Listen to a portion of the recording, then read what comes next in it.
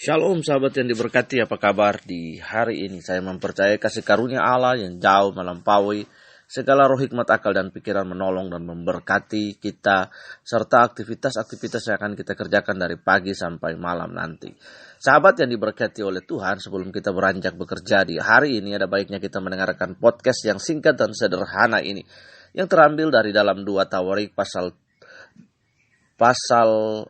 7 ayat yang ke-14. Dan umatku yang atasnya namaku disebut merendahkan diri, berdoa dan mencari wajahku, lalu berbalik dari jalan-jalannya yang jahat, maka aku akan mendengar dari surga dan mengampuni dosa mereka, serta memulihkan negeri mereka. Masih dalam suasana 17 Agustusan di bangsa ini, di mana kita merayakan kemerdekaan bangsa ini. Nah, hari ini judul podcast kita berjudul Cinta Negeriku. Sahabat, tidak ada negara yang sempurna. Bangsa kita banyak kekurangan dan masalahnya. Mungkin seumur hidup kita belum bisa menyaksikan bangsa ini 100% bebas korupsi atau kemiskinan. Tetapi ini tidak mengurangi cinta kita, kata Seneca. Orang mencintai bangsanya bukan karena bangsa itu besar, tetapi karena bangsa itu miliknya.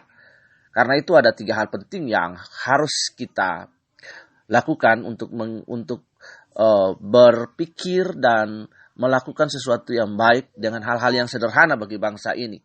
Karena itu, patriotisme bukan ledakan emosi sesaat, tetapi dedikasi yang tenang dan terus-menerus seumur hidup.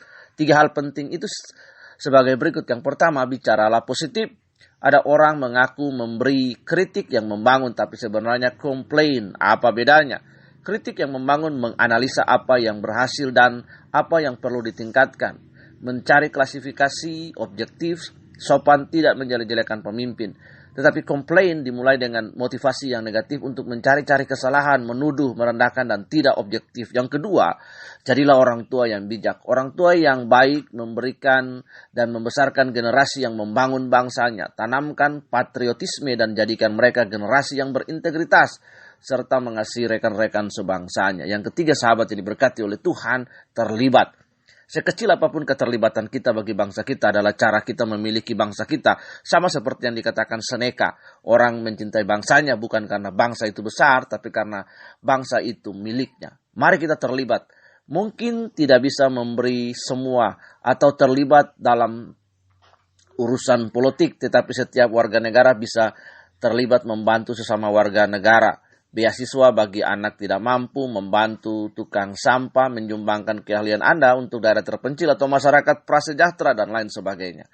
Baik atau buruknya bangsa ini sebenarnya tidak tergantung mereka yang duduk di pemerintahan, melainkan bergantung pada ratusan juta rakyatnya, yaitu Anda dan saya. Karena itu, mari kita berperan bagi gereja dengan lakukan tanggung jawab kita kecil di masyarakat. Karena ayat yang kita baca tadi berkata, dan umatku yang atasnya namaku disebut merendahkan diri, berdoa dan mencari wajahku, lalu berbalik dari jalan-jalan yang jahat, maka aku akan mendengar dari surga dan mengampuni dosa mereka, serta memulihkan negeri mereka.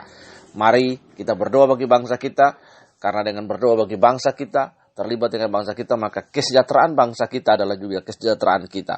Tuhan Yesus memberkati. Terus cinta bangsa Indonesia, terus cinta negeri ini, dan berdoa bagi para pemimpin ini.